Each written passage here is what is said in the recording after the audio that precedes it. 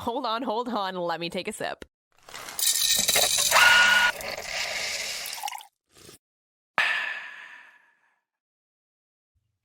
Hello, Tori. Hello, Stephanie. I am officially brain dead. Oh, yeah?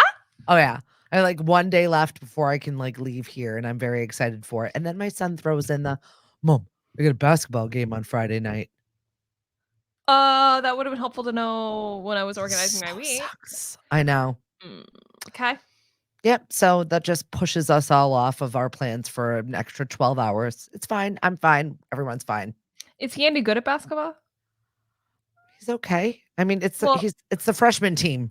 It's like the extra team. Does he like need to play, or can he see like suddenly having the flu on Well, Friday no, morning? he's a starter. I'll let him play. It's really his favorite sport. Ugh, okay. I know. Whatever. Let him run Okay. around and whatever. He sent me no less than 12 TikToks of why we should not be going to New York for Christmas. So he doesn't want to go? He wants to stay No. home? Of course, he wants to Why? stay at home and sit in his underwear and play Fortnite for the entire week. That's given the things that he could be allowed to do, that's what he would wish to do. Got it. And we've told him that's absolutely under any That's not happening. Not happening. We're No. literally taking you away from the Fortnite on purpose so you cannot play. Correct. Okay. Can he take a mobile? He'll find something. My brother's a gamer also. I'm sure there is plenty of stuff there for him to get into. They're Not a worried breed. about it. Yeah, that's a whole version of. I can't say anything. I played video games for 2 hours last night, so I should See? I should shut up. You. Quit while you're ahead. Are you ready yeah. for everything? For which things? Christmas. Actually, yeah. I'm in the like final purchasing. But it seems to be that like every time I do anything, it just costs me $100. So, but it's fine. It's fine.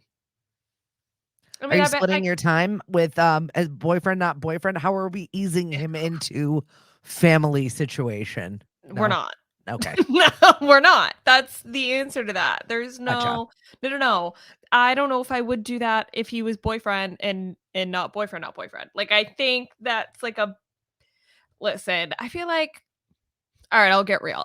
I was so involved with my ex's family.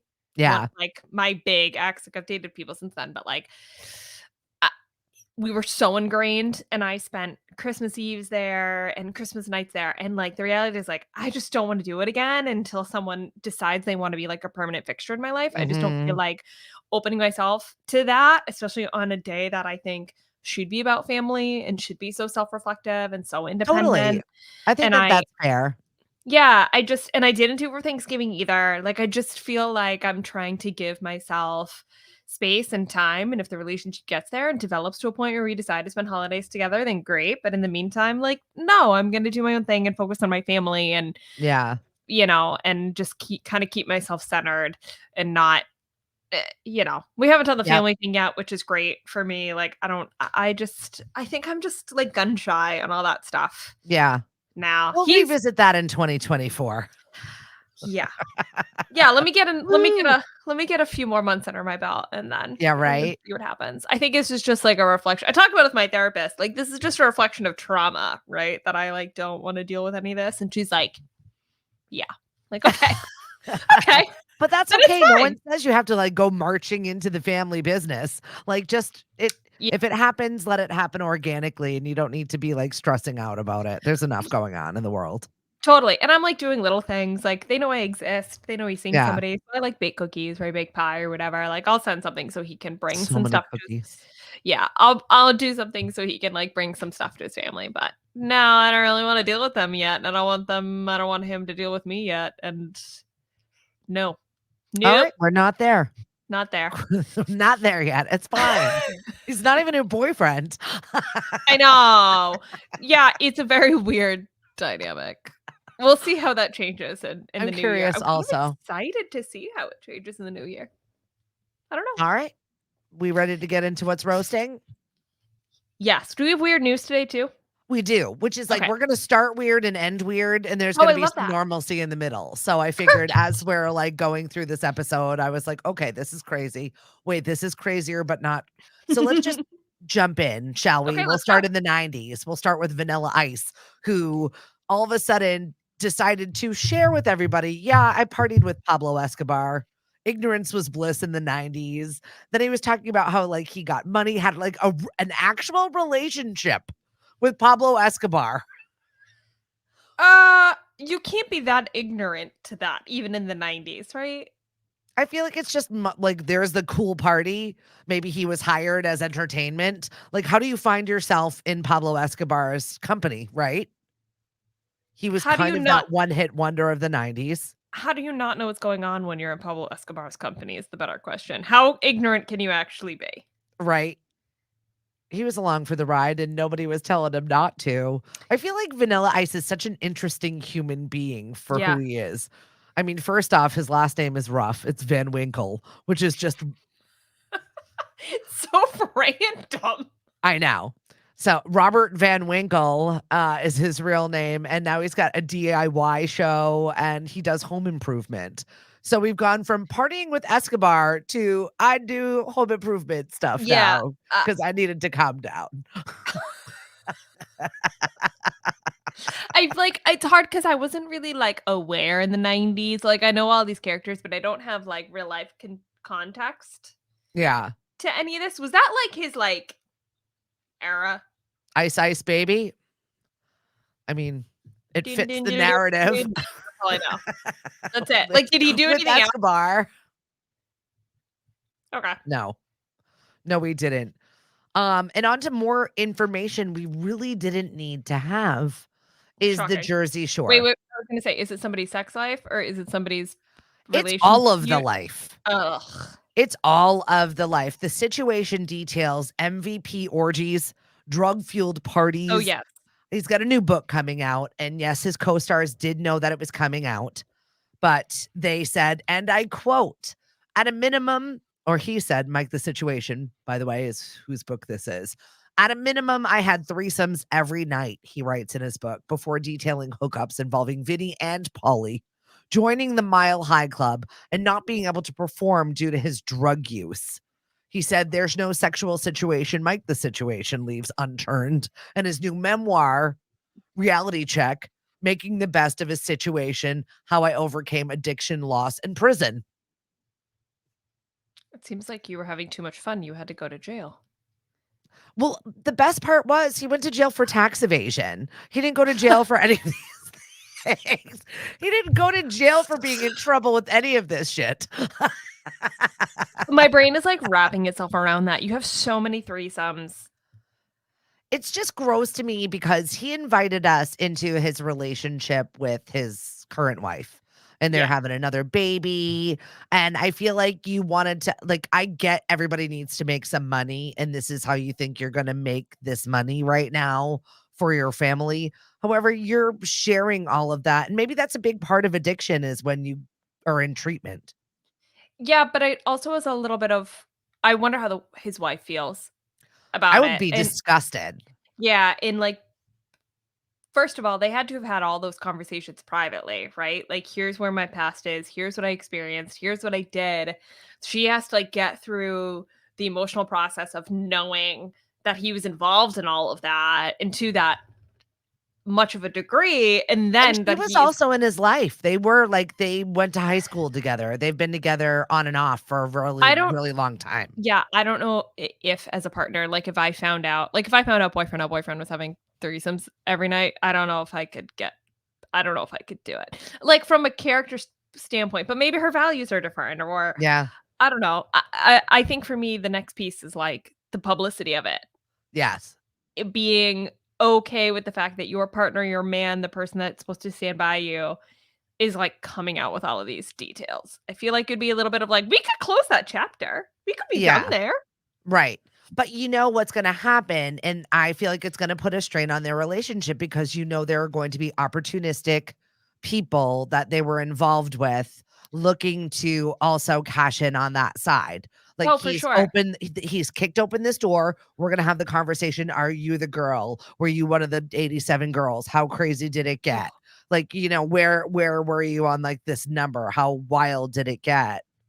Or does he think this is mitigating it by opening the door to this? I feel like this is Pandora's box. He is not really even understanding what is going to open for him in a Yeah, it very bad space. makes you wonder with all of the stuff, especially going on, what is the state? Is it New York where the deadline's coming up, like for all the sexual assault cases? Makes you wonder how many people would come forward, especially because he has word for word evidence that he was involved in a lot of sexual deviancy. Mhm. And I will call it that because maybe I don't have the right term for it, but he's communicating that he was already pushing the limit in terms of sexual openness with the partners at the time that he assumed was consensual, but he's already openly admitting the fact that he was involved in that. So it would be a good opportunity for anybody to come forward now and be like, hey, I actually didn't think that was that okay. So I kind of wonder, I mean, I don't hope that, but I do wonder what that means for that side of the coin too. Because it's hard to be like, I was drunk and on drugs and sleeping with everybody at the time, and all of that was totally fine and consensual. Something about that probably doesn't read somewhere. Yeah. But I'm not saying Yucky. yeah, I'm not saying it's inevitable, but I don't know, right? Though, like, doesn't that seem like it would like? Yeah, I Ugh. feel like we've got all of our yuck out. Okay, So let's move great. on. This is a fashion story. I posted, I don't know if you can see the dress that was sold that was worn by Princess Diana for over $1 million. Ooh, no, let me see. It's hideous. Oh, I remember this. Oh yeah, it's bad, but it's like iconic in its own right. I'd I wear don't that little yellow one behind it though. Right? Both of them behind it, super cute. But the I one would that wear sold that. for $1 million, it looks like something my sister wore in the 2nd grade. And Is why? this fully something J. Crew would make for our crew cut section? I'm not gonna lie to you. Like, I bet you we will make it Really? next year. Oh my god, for our crew cuts for our kids section, yes. Oh, okay. I bet you will make Yeah. it next year. But so $1 million. $1 million What did for she wear that. it for?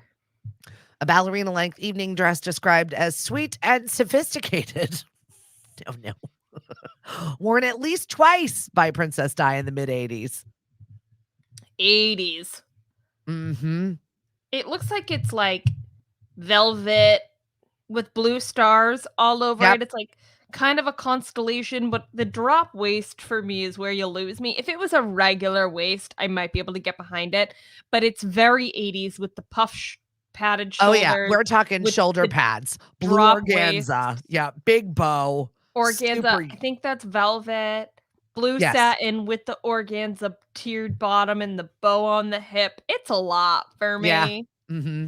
What Yes. Okay, so let's say you buy this for $1 million. You have all the money in the world. This is what you decide to do with it. Then what? Right? Are you wearing it? Are you I just mean, putting it in a box and saving it? Are you putting it on display? Like, I want to meet the buyer for this dress and then say, now what? right. She's a pricey piece to just give to the Hard Rock. You know what I mean? Here's my $1 Yes. million dress to rent at a restaurant where Yeah. vacationing families will go in and see. Granted, I mean, she did wear this to the symphony orchestra, and she did wear it on one of her royal tours with Prince Charles. Okay. But It just feels like everything.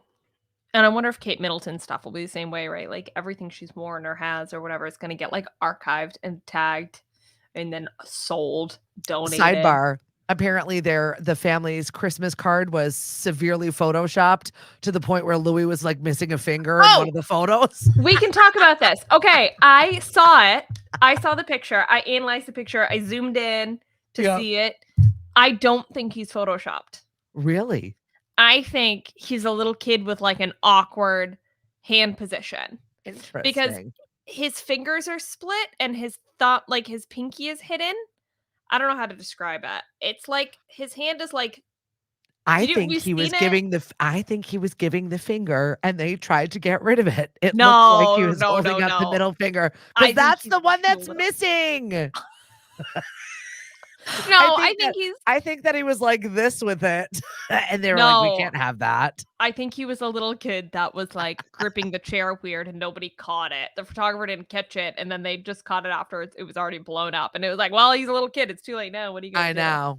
Well, I think he was giving the middle finger. Just They like could an not have awkward that. hand thing. It was just like, goes more to the lines of, yeah, he's a kid. Let him be a kid. Why are we going to mess with that photo? But you think it was just he was holding his hand. I think weird. he's just an awkward little boy, and he like was holding he was told to like put your hand on the chair, and then he's standing there and he's told to be quiet, and his siblings are yelling, and mom's like, can we just hold still for 1 second? And dad's like trying to make friends with the photographer to make sure the photographer doesn't like hate the family and like go to the press and say how chaotic the family was. And so he's like gripping the chair weird, and then the internet blows up about how they were photoshopped.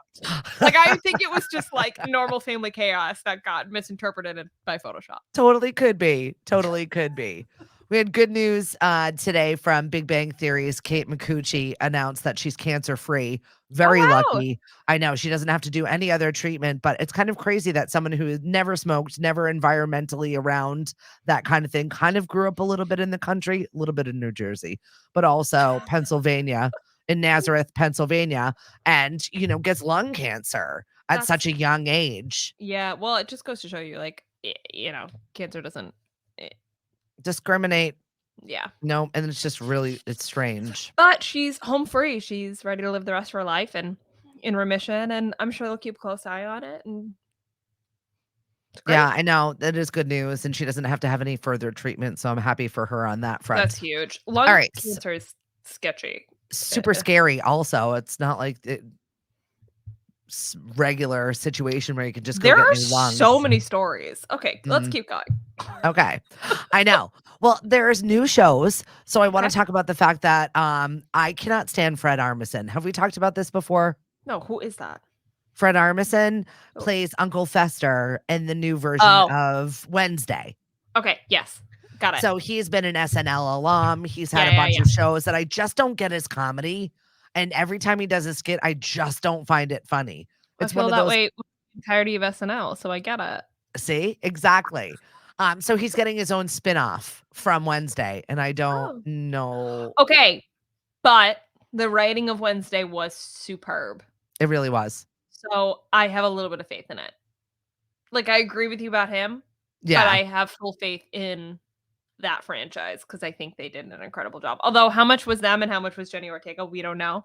Right. She is just like a dream. But I don't know. I have faith in them. And I feel like they have too much money and too much reputation to like fuck it up.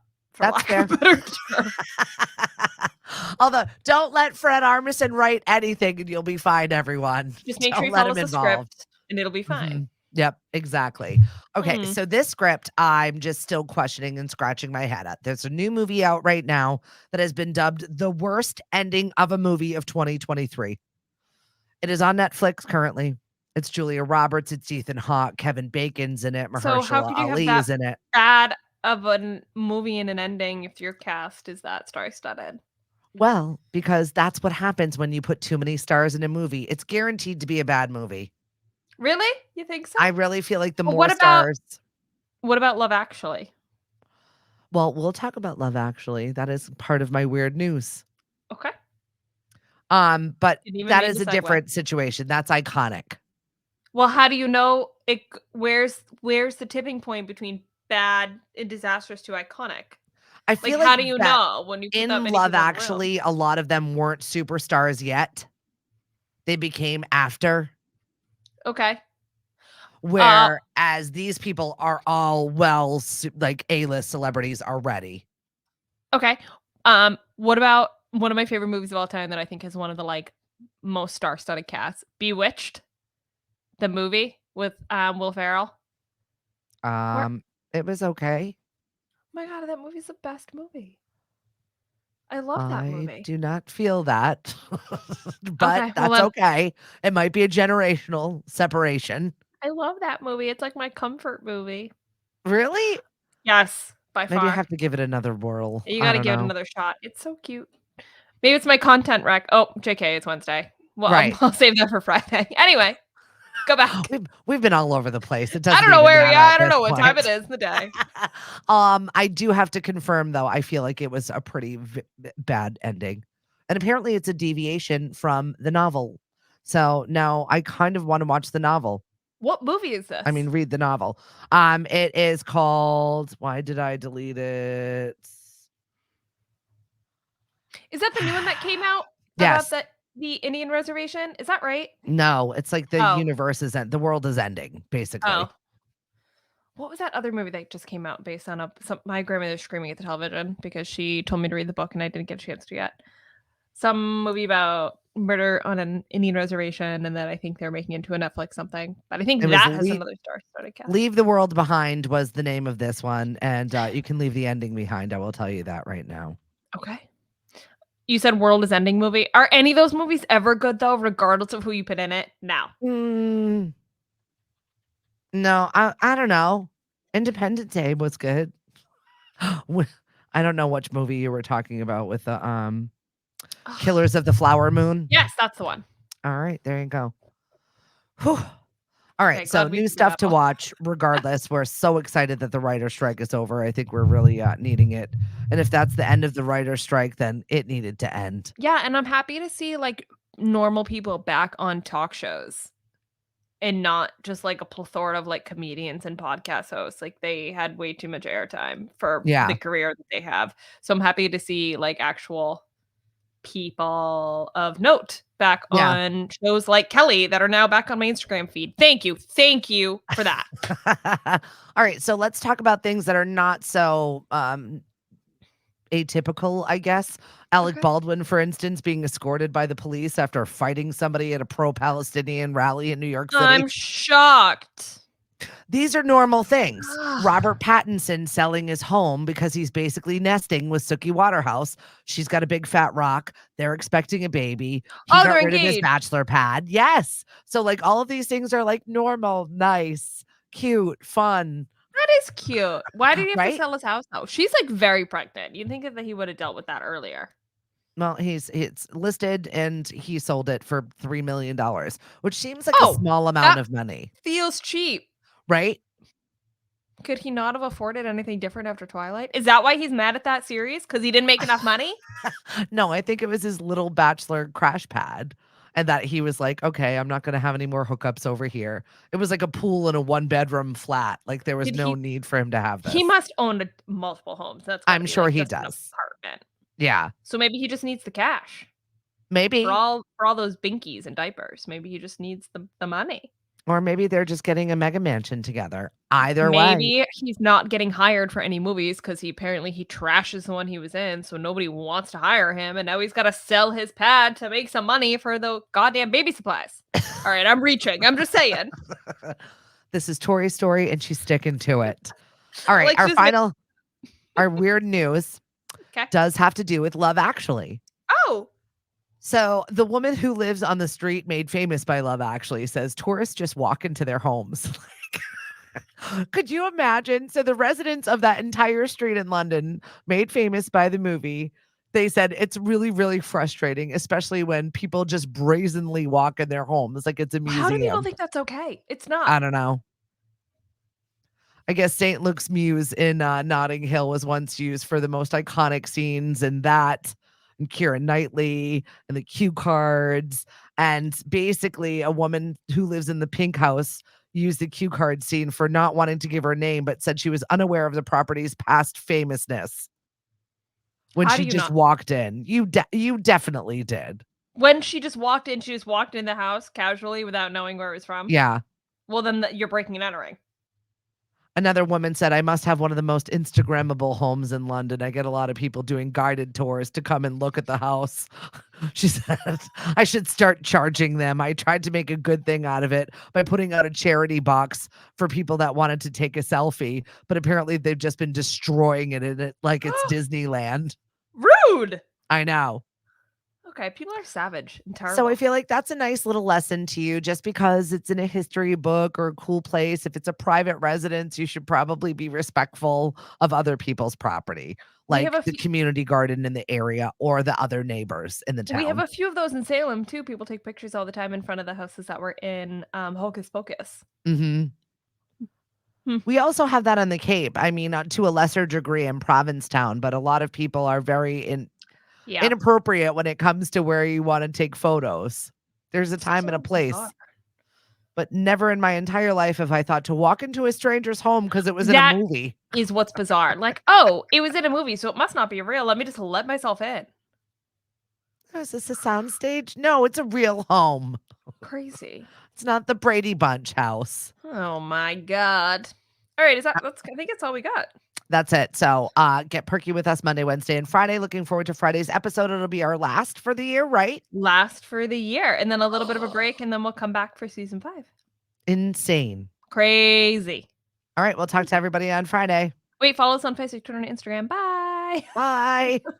Okay, now let me see if I can find our show out. The First Shot Morning Show is produced by Lemonadio. When life gives you lemons, make radio. We encourage everyone to listen happier.com.